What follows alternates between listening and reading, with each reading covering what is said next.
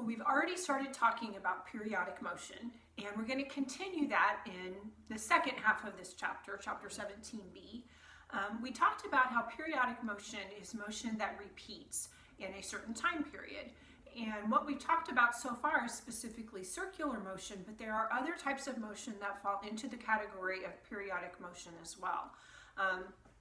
As an example, we talked about orbits or anything that swings in a circle as being periodic motion, but also anything that swings back and forth like a pendulum or even a playground swing, or anything that oscillates, meaning it just moves back and forth.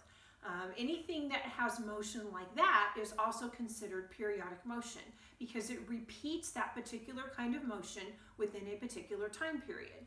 Now, a particular category of periodic motion is called simple harmonic motion. And the difference between simple harmonic motion and periodic motion is that in simple harmonic motion, it still moves in a repeated pattern in a specific time period, but in simple harmonic motion, there's a force that's trying to restore the object to an equilibrium position. Okay, so that sounds confusing, but if you think about swinging on a playground swing and you're swinging back and forth, if you do nothing, eventually the swing is going to stop down at the bottom, and this is where you're going to be. You'll no longer be swinging back and forth like this, but you'll be at a rest position or an equilibrium position. So in simple harmonic motion, there's some sort of force acting on the object that's trying to get it to an equilibrium position where it will then stay. So the types of periodic motion that I have listed that would also be simple harmonic motion would include pendulums and would include things that oscillate, but would not include planets because planets orbit continually, so circular motion is not a type of simple harmonic motion. Almost everything that we talk about in this particular chapter is going to be moving in a wave, and waves also exhibit periodic motion and they exhibit simple harmonic motion.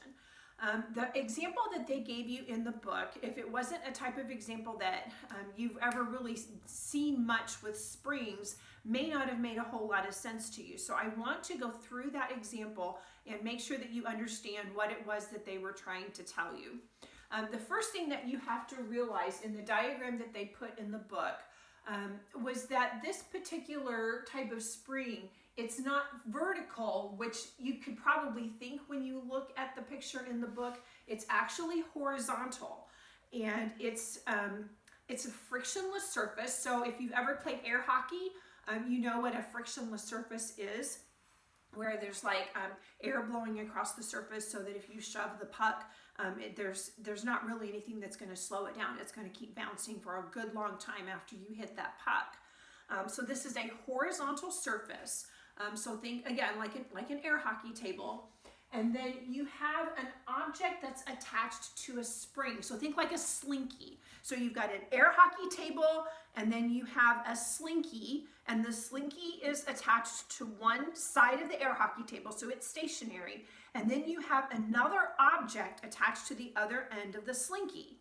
Okay, so you've got your air hockey table turned on so you don't have any friction. You've got this object attached to a slinky, and you take the object and you shove it up here and compress the slinky as much as you possibly can.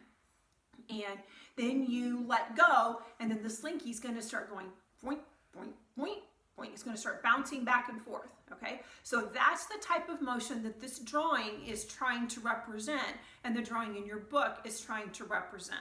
Okay, so at rest, the spring would be, the object attached to the spring would be right here where the dotted line is if you hadn't done anything to it. If you just attach the slinky to one side and then the other side of the slinky to the object and you just let it sit there, then this is where that object would be.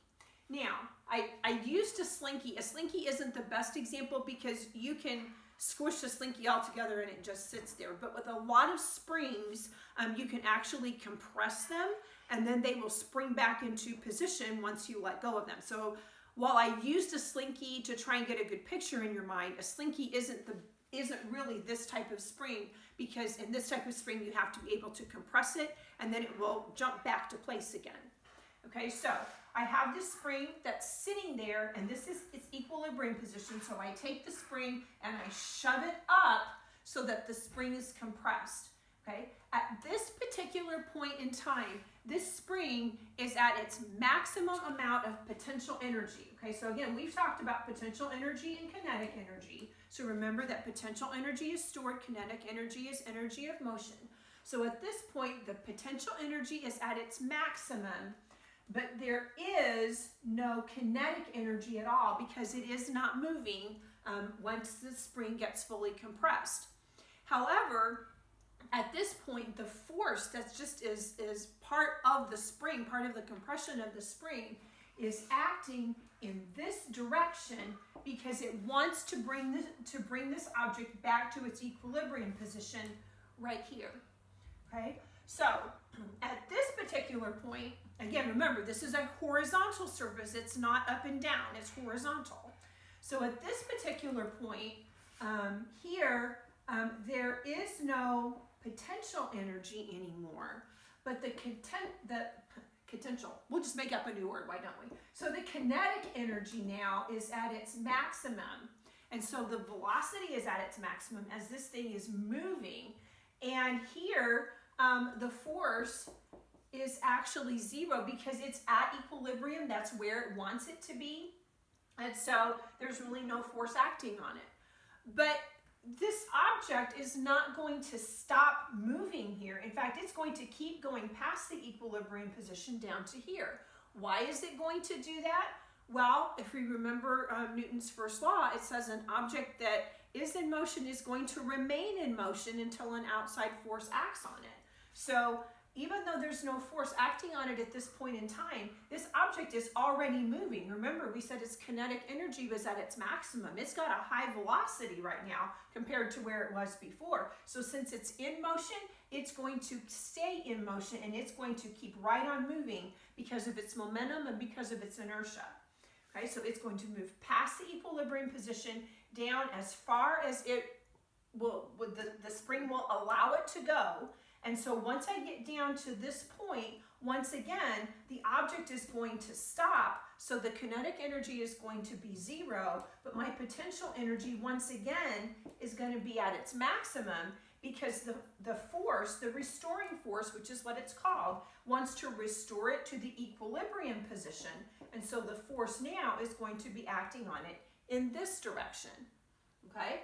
So again, I'm going to get it back, trying to go to the equilibrium position again. So here I'm in the same place that I was here, no force, but a maximum kinetic energy and no potential energy. But once it gets here, the momentum of the object is going to keep it going and it's going to go back up to this position again, okay? So again, I know I keep saying this, but remember, this is a horizontal system. It's like an air hockey table with a spring attached to it and it's going back and forth in this direction. So don't think of it as hanging from the ceiling. It's horizontal. So this thing is just kind of, it's oscillating back and forth and it's varying between maximum potential energy and maximum kinetic energy here. So here, your potential energy is changing into kinetic energy. And here, your kinetic energy is changing back into potential energy, just like we talked about before, where we could change the forms of energy back and forth. Okay, so here the restoring force is trying to pull the object to its equilibrium position. So here the force is acting down, but over here, that force is acting up. So the restoring force that I mentioned up here is always trying to move the object back to the equilibrium position. Okay, now from the time the object starts here and goes down and comes back up, this whole time period from here all the way over to here, this is one complete period. Because in a period, you have to start and you have to go through the cycle of motion and you have to get back to the starting point again. So during one period, an object that's oscillating like this is going to go through its equilibrium position twice during this period. Okay, this is very similar to if you were swinging on a swing. If you can imagine now, if you're swinging and you start up here and you're swinging and you go through the equilibrium position and then you go back up to an equilibrium position up here. Okay, so it's the same type of thing with a swing or a pendulum as it is with an oscillating spring.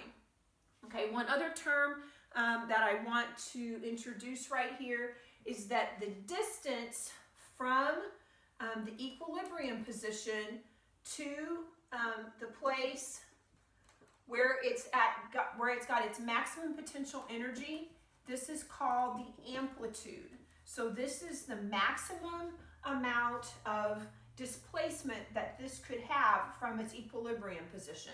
So I could also measure the amplitude down to here, because it's going to be the same distance on both sides. So this would be the amplitude here as well, the maximum distance possible from the rest position. Both of these would be considered the amplitude. So you've got a couple of new terms in there. You've got restoring force.